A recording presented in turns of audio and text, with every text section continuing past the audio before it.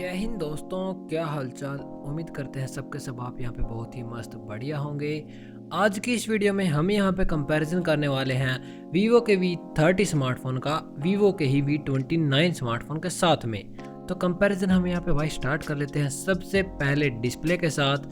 तो display wise भाई यहाँ पे दोनों ही स्मार्टफोन बिल्कुल सेम है। यहाँ पे हमें देखने को मिलती है एक 6.78 इंच की 1.5 का रेजोल्यूशन की कर्व्ड एमोलेड डिस्प्ले, जो कि 5 होल के साथ यहाँ पे आती है। 120 हर्ट्ज का रिफ्रेश रेट दिया गया है। 2800 निट्स की पीक ब्राइटनेस, जो कि भाई रियल टाइम में तो आपको 1300 निट्स की ही मिलेगी, और HDR10+ का सपोर्ट आपको यहाँ पे देखने को मिल जाएगा। बस दोस्तों, दोनों स्मार्टफोन की डिस्प्ले में फर्क सिर्फ इतना सा है कि पहले हमें यहाँ पे 1300 निट्स की मैक्सिमम पीक ब्राइटनेस मिलती थी, अब हमें यहाँ पे बस नाम की 2800 निट्स कर दी गई है, जो कि सिर्फ और सिर्फ कंटेंट वॉचिंग में काम आएगी दोस्तों। 2800 निट्स की वैसे नॉर्मली नहीं मिलेगी आपको।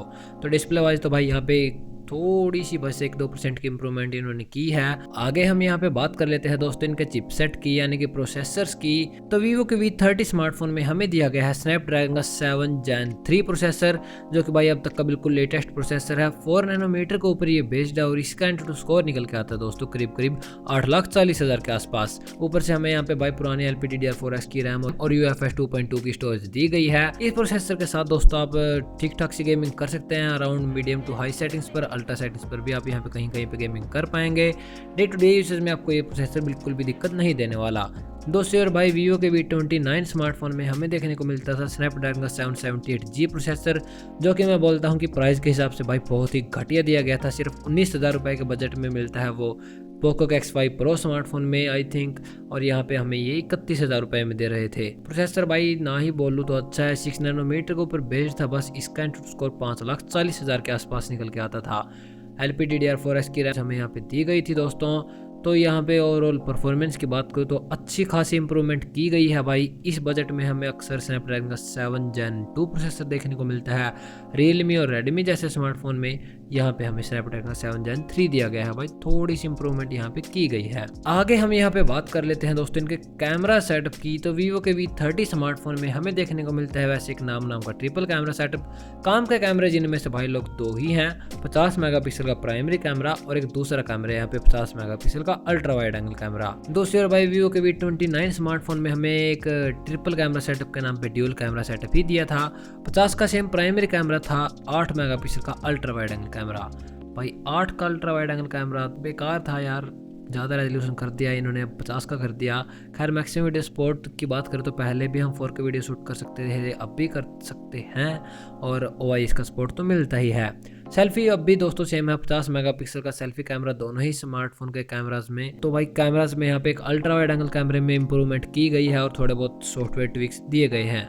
अब हम यहाँ पे बात कर लेते हैं मित्रों इनके बैटरीज की। तो वीवो के स्मार्टफोन में हमें देखने को मिलती है 5000 mAh की बैटरी कैपेसिटी, जो कि भाई यहाँ पे 80 वोट की फास्ट चार्जिंग के साथ आती है। आपका फोन 0 to 100% अराउंड यहाँ पे 44 मिनट्स में चार्ज हो जाएगा। दूसरी ओर भाई वीवो के V29 स्मार्टफोन में हमें देखने को मिलती थी यहाँ पे सिर्फ 4600 mAh की बैटरी कैपेसिटी।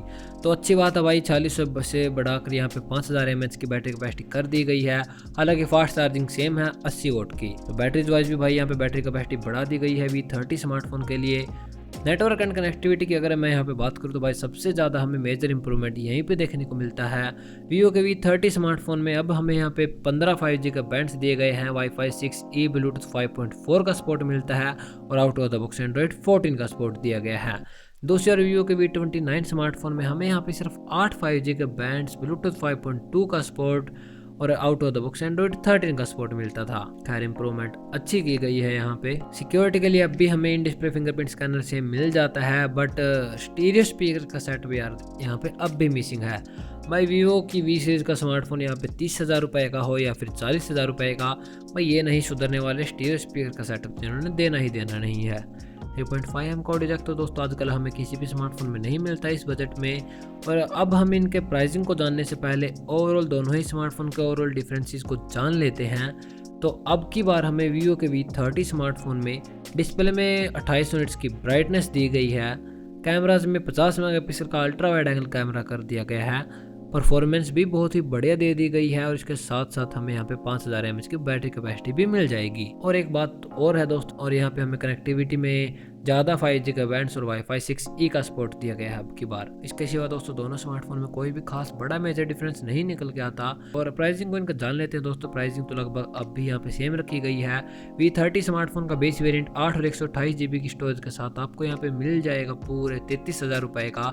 दूसरी ओर अब भाई डिस्काउंट चल रहा है वीवो के V29 स्मार्टफोन में 8 GB की रैम 128 GB स्टोरेज के साथ वो स्मार्टफोन आपको मिल जाएगा 31,000 रुपये का। तो ओवरऑल भाई क्या वीवो ने यहाँ पे एक अच्छा अपग्रेड दिया है वीवो के V29 से V30 को लेके। तो मैं बोलूँगा डिस्प्ले यहाँ पे दोस्तों लगभग सेम है। चिपसेट में थोड़ा बहुत इम्प्रूवमेंट किया गया है, कैमराज में भी इम्प्रूवमेंट किया गया है, बट अगर हमें यहाँ पे एक टेलीफोटो कैमरा मिल जाता तो और भी बढ़िया रहता, जैसा कि हमें Realme के 12 Pro Plus स्मार्टफोन में मिलता है। और अब मैं बोलूँगा क्या हमें ये स्मार्टफोन भाई रिकमेंड करना चाहिए यूज़र्स को। बोलूँगा कि भाई बिल्कुल भी नहीं। इस प्राइस सेगमेंट में 33,000 रुपये के बजट में या फिर इससे भी कम बजट में हमें इससे भी अच्छे अच्छे स्मार्टफोन देखने को मिल जाते हैं। Realme का 12 Pro Plus स्मार्टफोन कैमरा के लिए, पोको का X6 Pro स्मार्टफोन यहाँ पे गेमिंग के लिए। तो यही था दोस्तों मेरे कुछ ऑनेस्ट ओपिनियन इन दोनों स्मार्टफोन के बारे में। मिलते हैं नेक्स्ट वीडियो में। इस वीडियो में इतना ही। Bye bye.